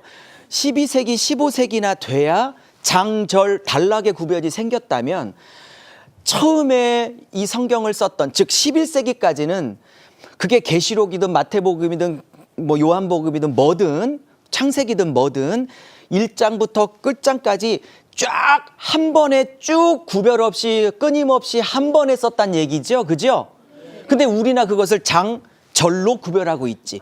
그러면 창세기든 뭐 요한복음이든 마태복음이든 그 모든 내용이 처음 저자는 그냥 한 번에 쭉 썼기 때문에 다 연결해서 봐야 된다는 뜻이에요. 그죠? 네. 이해하셨죠? 네. 그래서 본문과 본문을 연결해서 봐야 하는 연습을 좀 하셔야 해요. 자, 근데 이것을 본문과 본문을 연결해서 이해하기 제가 이렇게 썼는데 우리가 석주 동안 66권이 따로따로가 아니라 한 권의 책으로 다 연결되어 있다고 강조를 했었잖아요. 네. 그거는 우리가 충분히 살펴봤죠. 네. 그러면 한 권 안에도 많은 단락들이 우리나 이렇게 단락이 나눠져 있지, 장과 절이 구별되어 있지, 원래 저자들은, 최초의 저자들은 한 번에 쫙 내려 썼기 때문에 당연히 한 흐름으로 가는 게 맞는 거예요. 네. 그 얘기를 좀 해보려고 그래요. 한 20분간. 그래서 각각의 본문들 혹은 단락들이 다 한 흐름으로 연결되어져 있어요. 예전에 대장금 봤는데요, 분명히 둘이 둘이 원수였는데요. 제가 2번인가 3번 못 봤더니 4번째 다시 봤더니 친구가 됐더라고. 이게요, 연결이 안 돼. 끊어지면 문제가 생기는 거예요. 그래서 다 연결해서 보는데 이게 얼마나 재미있는지 제가 보여드릴 거예요. 자, 마가복음 1장 구조를 통한 메시지 이런 거예요. 제가 보는 성경은 이런 거예요. 보세요. 미리 쓰고 볼게요. 이게 1장에 한 10매까지 본문 단락이 있는데 그중에 2단락만 제가 빼온 거예요. 마가복음에. 그럼 이렇게 나와요. 이게 2절 나오는데 9절에 11절과 석절에 예수님이 세례 혹은 침례를 받으세요. 그리고 하늘문이 열려가지고 혹시 기억나시죠? 하나님이 내 사랑하는 아들이요 기뻐하는 자 라으라으 막 그런 거 기억나시죠? 요까지가 딱 본문이에요. 그리고 그 다음이 바로 12절부터 13절 2절이 성령께서 예수를 광야로 내보내시는 거예요. 자, 그러면 우리 성도님들은 그렇게 생각해요. 이 본문 2단락 따로, 2단락 따로. 저는 모든 본문은 한 번에 다 이어서 흐름으로 원 저자들이 썼다고 믿기 때문에 또 사실 그렇기 때문에 이 예수께서 광야로 내몰리시는 이 사건은 이 사랑하는 아들이요 기뻐하라는 자란 이런 윗단락의 문맥의 흐름을 가지고 이야기의 흐름을 가지고 이해하면 굉장히 깊이 있게 이해할 수 있게 돼요. 제가 이것들을 대전과 서울에서 세미나를 하면서 목사님들하고 이런 것들을 깊이 있게 나누고 있어요. 그중에 일부만 소개해 드리는데 제가 저 대전의 로고스 교회에서 어느 날 2년 전에 마가복음을 설교할 때 이 2본문을 잡았어요. 2본문을 잡으니까 성도들이 어색해하죠. 보통 이 본문 따로 이 본문 따로 이렇게 해야 되는데 2본문을 잡은 이유가 뭐냐? 이 2본문을 통해서 하고 싶은 얘기가 하나님이 있다는 걸 제가 발견하게 된 거예요. 그날 제목이 뭔지 아세요?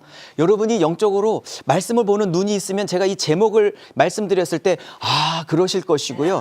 말씀 보는 눈이 아직 안 열렸으면 이렇게 보게 되실 텐데 민망하시니까 아는 척 해주세요 그냥. 자, 그러면 제가 그날 이 본문 이렇게 잡았어요. 뭐라고 잡았냐면 이렇게 잡았어요. 잘 들어보세요. 사랑하신다더니 왜 광야로 내보내십니까?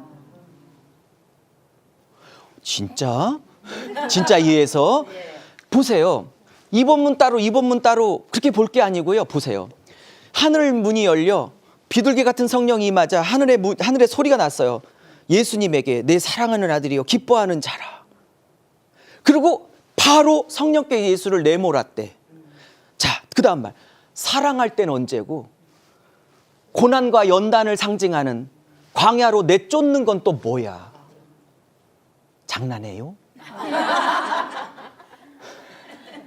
이렇게 40분 설교를 풀어간 거예요. 지금 설명 듣고 보니까 이것 따로가 아니라 정확하게 한 흐름으로 보니까 굉장한 메시지가 있는 거죠. 예. 이게 본문 안에 들어오니까 더 재밌는 거죠. 이런 게 수십 개일까요? 수백 개일까요? 수천 개예요. 제가 몇 달을 강의해도 다 말씀 못 드린다고 이런 것들을 성경을. 그러니까 제가 성경에 미치지 않을 수가 없는 거예요.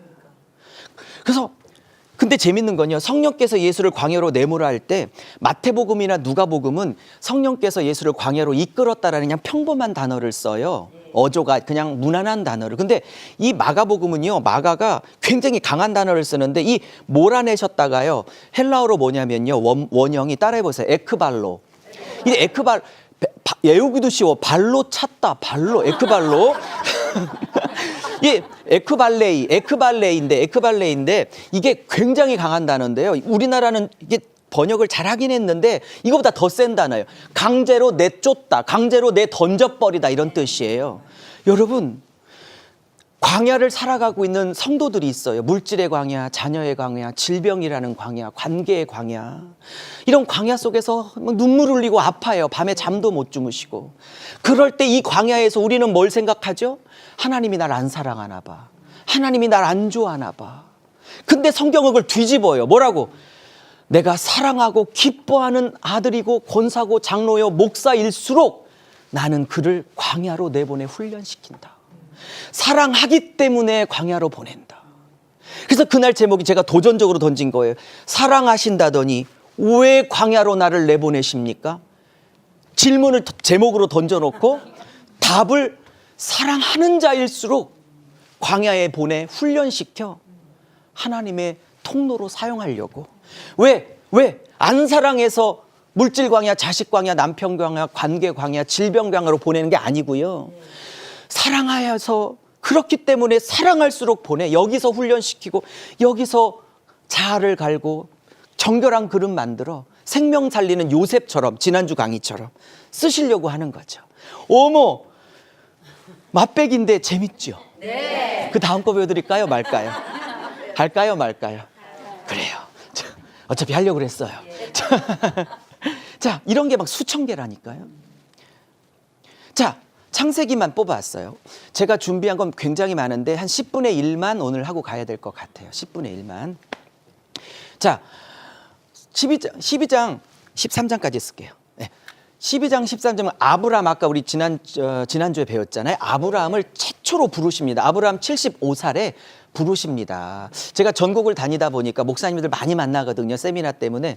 한참 선배 목사님이 아유 나는 이제 거의 80이 가까이 됐는데 이제 나 같은 걸 어떻게 쓰셔서래요. 제가 아브라함 얘기 말씀드렸어요. 하여튼간 75세 밑으로는 절대 좌절하면 안 돼. 하나님 75세도 쓰셨어. 할렐루야. 아멘. 나이는 숫자에 불과해요. 자, 아브라함을 하나님이 부르십니다. 그러면서 약속을 하십니다. 땅 주겠다. 여호수아에서 이루어졌죠. 백성 주겠다. 출애굽기에 이루어지셨죠. 그죠? 그러면서 약속을 하십니다. 근데 문제는 여기까지가 8절이고요. 9절부터 이 땅에 기근이 있어 살살 남방으로 내려갑니다. 그러다가 애굽까지 가게 돼요. 성경을 잘 보면 애굽으로 처음부터 갈 생각이 아니었고 급한 대로 너무 기근이 심하니까 조금씩 내려가다가 애굽으로 쏙 들어가게 된 거예요. 어느 날 타락하는 게 아니고요. 어느 날 사고 치는 게 아니고요. 조금씩 타협하다가 확 잡히는 거예요. 또 하나, 하나님이 약속하신 땅에 기근이 왔죠. 이게 성도들이 막 못 받아들여요. 하나님이 가라고 한 땅 시키는 대로 했는데 왜 이렇게 기근을 줘? 사랑한다더니 왜 광야를 보내? 하라는 대로 해서 이 땅 왔더니 어떻게 기근이 있어? 이런 게 성도들의 고민이라고요. 제 결론, 하나님이 약속하신 땅 순종해서 왔는데도 불구하고 여전히 기근은 있을 수 있다. 자, 이러면서 내려갑니다. 그리고 여차저차해서 바로 왕이 이 사라를 너무 마음에 들어해서 아내로 취하죠. 근데 여러분, 아니 어떤 남편이 내가 죽을지언정 내 아내가 다른 남자의 품에 안기는 걸 축복해, 어서 자고 와, 이렇게 할 남편이 어디 있어요. 내가 죽더라도 아내를 하고 같이 죽든지. 이런 표현 죄송합니다. 이 인간 보세요. 하늘에 계신 아브라함이 좀 죄송합니다. 이해해 주시겠죠, 위에서. 은혜를 설명하려고 그러니까. 이분 보세요. 자기 살겠다고 아내 누이라고 속이죠. 근데 어떤 분들이 이거를 자꾸 아브라함의 실수라고 자꾸 그렇게 말씀하시더라고요. 저는 절대 동의 안 해요. 너무 겁나서 그냥 우연히 어떻게 얼떨결에 보냈다. 아니 그렇다고 치자고요. 좋아 인정해요. 그럼 저 20장에 몇십 년이 지나 두 번째 왕이 나타나는데 그랄 왕, 즉 블레셋 왕 그랄 왕이 아비멜렉이 또 이 사라를 취해요. 그때 또 팔아먹죠. 그때 말할 때 뭐라고 말하냐면, 그때도 이때는 안 나오는데 20장에 가면 뭐라고 나오냐면, 사전에 그런 일이 있으면 네가 누이라고 하고 내가 오빠라고 해서 나의 죽음을 면하자라고 서로 약속한 것을 다 얘기를 해. 그러면 보세요. 20장 사건이나 이 사건이나 아브라함이 원래는 안 그런 분인데 어쩌다가 너무 얼떨결에 아내를 넘긴 실수예요? 아니면 제가 쓴 것처럼 원래 그런 분이었다는 아브라함의 본색, 아브라함의 자격 없음을 드러내는 사건이에요. 실수예요? 아브라함의 자격 없음을 드러내는 본색 사건이에요. 네, 본색 사건이에요. 본색 사건이라고. 확실하다고요. 자, 왜? 근데 우리는요, 이 본문 따로, 요 본문 따로 생각하니까, 근데 제가 이 본문을 싹 한번 연결시켜 볼게요. 여러분, 이건 모세가 썼어요. 그죠? 시간이 벌써 이렇게 됐네요. 모세가 썼는데, 모세와 아브라함은 한 400년 정도 차이가 나는 사람이에요. 그리고 이스라엘 모세가 이 창세기를 쓸 때는 출애굽한 당신의 그 백성들에게 자기의 조상이 누군가, 자기 이스라엘의 뿌리가 누군가를 쓴 거잖아요. 이스라엘 역사를. 그러면 어떤 자서전 작가가, 전기 작가가 자기 조상, 이스라엘의 뿌리인 아브람 최초의 시조를 쓸 때에 웬만하면 나쁜 사건은 있어도 가릴 판인데 굳이 가려야 될 사건을 굳이 드러내서 쓰고 있는 거잖아요. 그것도 붙여서. 그러면 의도가 있는 거죠, 성경이. 네. 이렇게 성경에 지금 여러분 눈빛이 4주 만에 빠져들었어. 누구에게? 성경에게, 성령님에게. 이게 말씀에 빠져야 되는 거예요. 네? 딴 거에 빠지면 안 돼. 말씀에 빠져야지. 할렐루야. 그러면요, 잘 보세요. 모세가 모세 안에 계신 성령님이 이 두 사건을 붙여 쓴 이유가 뭘까요? 웬만하면 가려야 될 시조의 잘못을 굳이 붙였어요. 제가 설명드릴게요. 어차피 시간대로 답이 안 나오기 때문에 제가 설명을 드릴게요. 뭐냐 이거예요. 지금 이 두 번째 사건을 여기다가 보고 이런 거예요. 우리는 어떤 거냐면 아브라함이 하나님의 선택을 받을 때는 우리랑 다른 게 있겠지. 우리랑 달리 뛰어난 게 있겠지. 그만한 자격이 있겠지. 뭔가 남달라서 뽑았겠지. 그거에 대한 독자들의 선입견과 편견을 박살을 내는 거예요. 그러면서 아브라함을 부르시고 이 어마어마한 3대 약속을 받았는데 그 다음 사건을 통해서 이런 거예요. 그가 이 3대 약속을 받을 만한 자격과 근거와 조건과 됨됨이가 그에게 있었냐 없었냐, 그 다음 사건으로 없었다라는 거야. 그는 이 약속을 받을 만한 자격이 있는 자가 아니라는 거예요, 이게. 그래서 은혜로 불렀다는 걸 증명하는 거예요. 보여요? 보인다고 해주세요. 끝나가야 되니까. 자, 그러면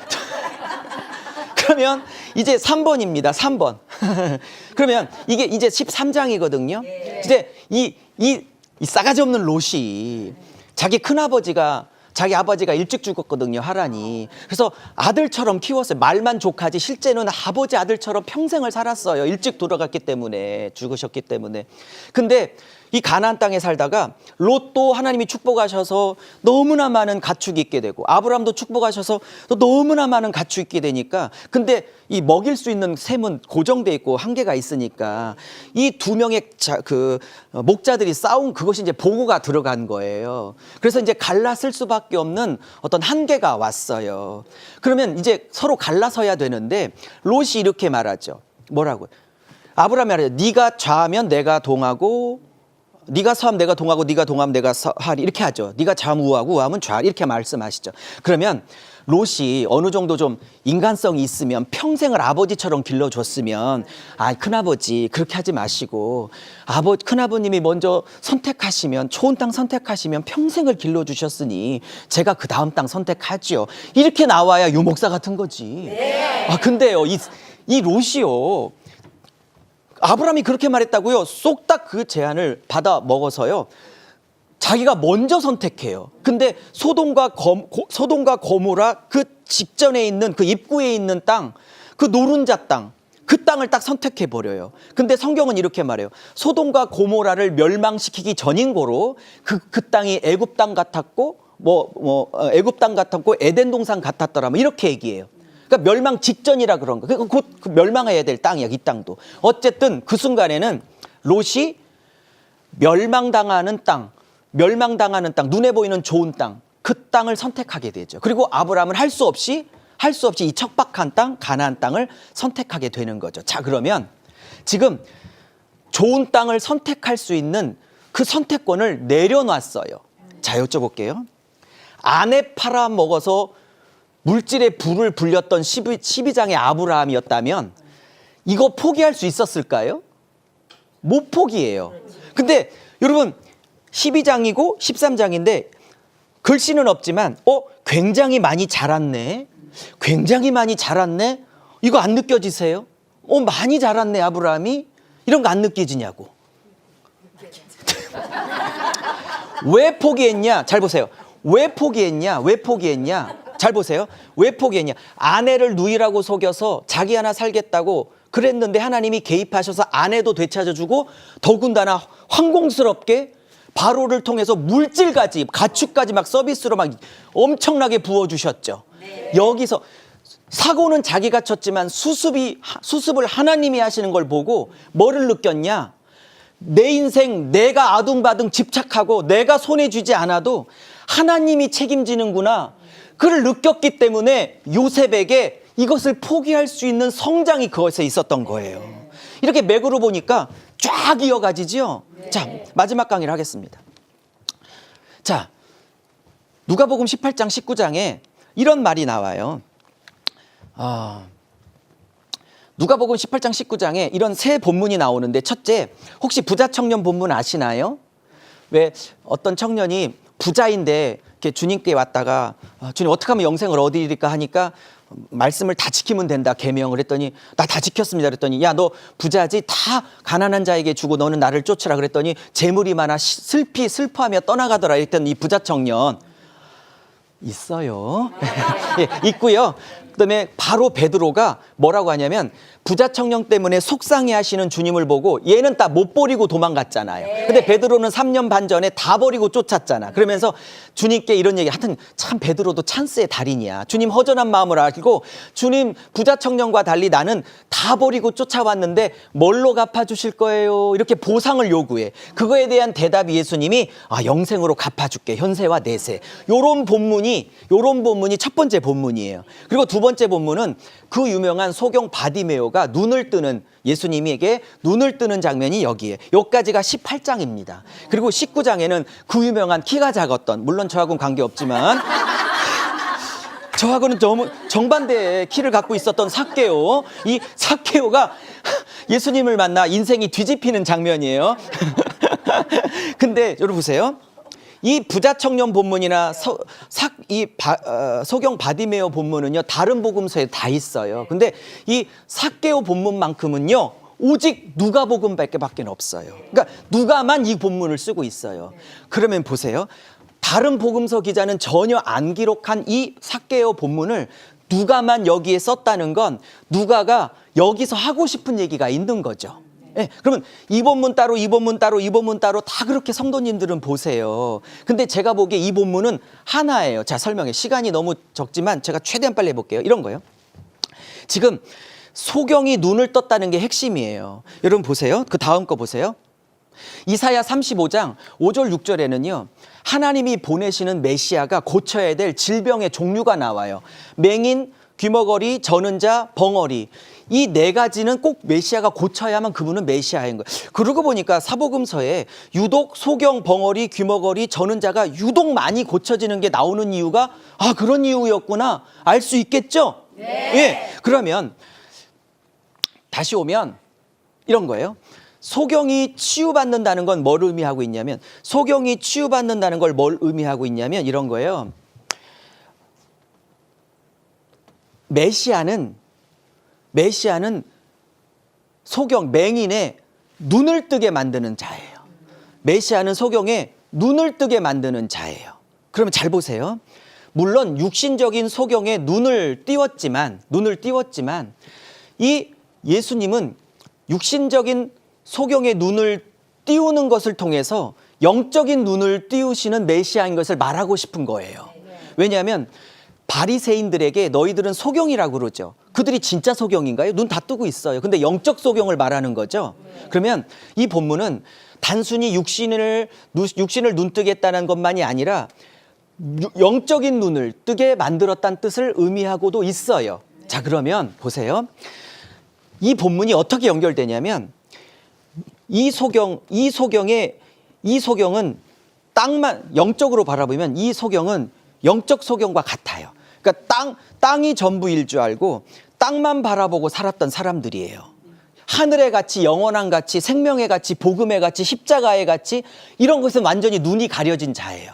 근데 예수님 만나서 하늘의 가치가 들어와 하늘의 눈이 열렸어. 영적인 눈이 열렸어. 더 큰 가치를 봤어요. 여러분 더 큰 가치를 본 사람들은 낮은 가치를 포기하게 돼요. 보세요. 그러면 삭개오도 예수님 만나기 전엔 영적 소경이었어요. 그래서 땅이 전부인 줄 알고 땅의 가치인 대표인 돈에 집착했어요. 동족의 고열을 먹으면서까지. 근데 어느 날 예수님을 만나 땅이 다가 아니고 더 높은 가치, 하늘의 가치를 만났어. 하늘이 열려 하늘의 가치가 들어오니까 삭개오가 그동안에 전부라고 생각했던 가치가 뭐죠? 돈이죠. 근데 이 본문에 보면 뭐라고 그러죠? 삭개가 예수님 만나고 다 팔아서 가난한 사람 주고 4배까지 갚아드리겠다 그러죠, 사람들에게. 그러면 지금 삭개오가 그동안에 단 한 번도 내려놓지 못하고 있었던 뭐를 내려놓고 있다? 돈을 내려놓고 있죠. 땅의 가치의 대표인 돈을 포기하고 있죠. 왜 그럴까요? 더 높은 가치에 눈 떴기 때문이죠. 그럼 이 본문은 두 본문이 한 본문이에요. 땅이 전부인 줄 알고 살았던 사람이 하늘이 열려, 영적인 눈이 열려 하늘 가치가 들어오니까 이제 땅의 가치를 내려놓더라 라는 한 본문이죠. 이거는요, 반대요. 아무리 하늘을 얘기하고 하늘 가치를 얘기해도 결국 돈이 최종 목적인 사람은 여전히 영적 상태로 머물러 하나님 나라에서 제외되더라. 그러면 눈 열리면, 하늘이 열리면 땅을 내려놓고, 하늘을 아무리 얘기해도 땅이 최종 목적인 자들은 결코 영적 소경 상태로 머무르고. 이 본문 3개 본문이에요? 한 본문이에요? 항상 정답은 몇 번이다? 네, 그럼요. 물론 개별 본문인데 맥으로 보면 이렇게 다 한 본문으로 볼 수 있다는 뜻. 제가 너무나 많은 것이 있지만 아쉽게도 이 정도에서 마무리하도록 하겠습니다. 넉 주 동안 너무 수고하셨고요. 오늘도 너무 수고하셨고요. 언제 또 될지 모르지만 열심히 신앙생활 잘 하시고 못 보게 되면 천국에서 뵙겠습니다. 수고 많으셨고요. 저는 또 열심히 대전에 가서 열심히 또 사역하도록 하겠습니다. 여러분 너무 고생하셨어요. 감사합니다. 수고하셨습니다.